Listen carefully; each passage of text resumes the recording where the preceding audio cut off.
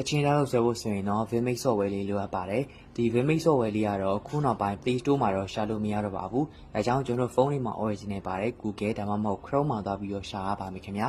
ကျွန်တော် Google မှာသွားပြီးတော့ Vmake ဆိုပြီးတော့ရှာလိုက်ပါမယ်ဒီမှာ Vmake ဆိုပြီးတော့ရှာလို့ရှိရင်ဒီမှာကြာလာပြီပေါ့နော်ပြီးရင်တော့ဒီမှာအပေါ်ဆုံးက link လေးတွေကိုဝင်ပါမယ်ပြီးရင် free download နောင်လေးကိုနှိပ်ပြီးတော့ download လေးဆွဲပါမယ်ခင်ဗျကျွန်တော် download ဆွဲပြီးတော့ detail တွေကိုဝင်ပါမယ်download ဆွဲရလေးကျွန်တော်ပြည့်သွားပြီဆိုရင်တော့အဲ့ဒါလေးကိုကျွန်တော်ဖိနှိပ်လိုက်ပြီးတော့ install လေးဆွဲလိုက်ပါမယ်ပြီးရင်တော့ open လေးလုပ်လိုက်ပါမယ်ခင်ဗျ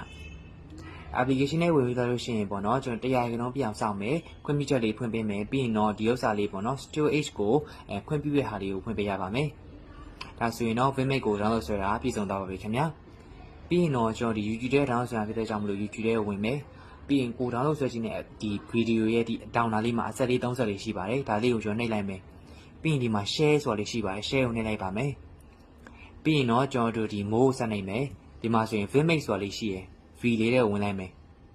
သူကတခါလေးဝင်လိုက်တာနဲ့ဒီမှာဆိုရင်အပေါ်မှာဆိုရင် music ဆိုရင် MP3 video ဆိုရင် MP4 ပေါ့နော်ကိုကြိုက်နေတဲ့တာလေး download ဆွဲလို့ရပါတယ်ခင်ဗျာကျွန်တော်ကတချင်းကို download ဆွဲလိုက်ပါမယ်ပြီးရင်တော့ဒီမဲ့အဝိုင်းလေးလည်နေရပေါ့နော် view လေးကိုနှိပ်လိုက်ပါမယ်ခင်ဗျကဲလို့ဒီလိုအနီလေးပြည့်နေရဆိုရင်တော့တစ်ချက်နှိပ်လိုက်ပါကဲဒါလေးကိုစောင့်ပြီးတော့လို့ရှိရင်တော့ဒီတချင်း download ဆွဲရလေးကကျွန်တော်တို့စာရေးတဲ့အခါမှာလက်ကွက်နဲ့မဟုတ်ဘဲနဲ့အခုလိုမျိုးလက်ရေးနဲ့ဘယ်လိုမျိုးရေးလို့ရတယ်ဆိုတာကျွန်တော်ဒီကနေ့ပြပြပေးသွားမှာဖြစ်ပါတယ်အားလုံးအတွက်အသုံးဝင်မယ့်နည်းလမ်းလေးဖြစ်မယ်လို့ယုံကြည်ပါတယ်ခင်ဗျာ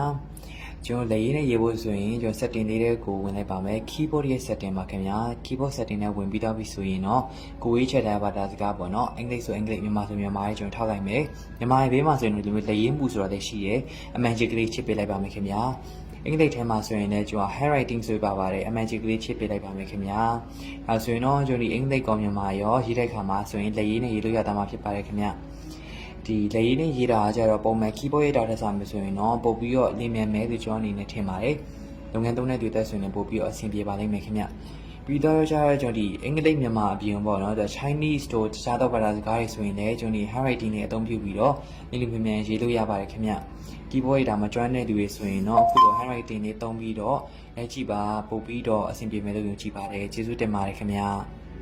ကိုယ့်ရဲ့ဖုန်းက 1% ပဲကျွန်တော်ရဲ့ဆွေးနွေးမှာအချိန်တော်တန်အထိအသုံးပြုလို့ရမယ့်နည်းလမ်းတွေတခုပြောပြပေးသွားမှာဖြစ်ပါတယ်အဲ့ဒါကတော့ Super Battery Saver ဆိုတဲ့စနစ်ဖြစ်ပါတယ်ဒီ Super Battery Saver ဆိုတဲ့စနစ်ကတော့ကျွန်တော် Android 15ရောက်ပြီးသား Vivo ဖုန်းတွေအကုန်လုံးအသုံးပြုလို့ရမှာဖြစ်ပါတယ်ဒီမှာဆိုရင်တော့သတ်မှတ်ထားတဲ့ application နဲ့ကိုရွေးချယ်ထားတဲ့ application လေးတွေကိုရွေးချယ်ပြီးတော့အသုံးပြုလို့ရမှာဖြစ်ပါတယ်အထူးသဖြင့်ဒီ Super Battery Saver စနစ်ကတော့ကျွန်တော်ဒီ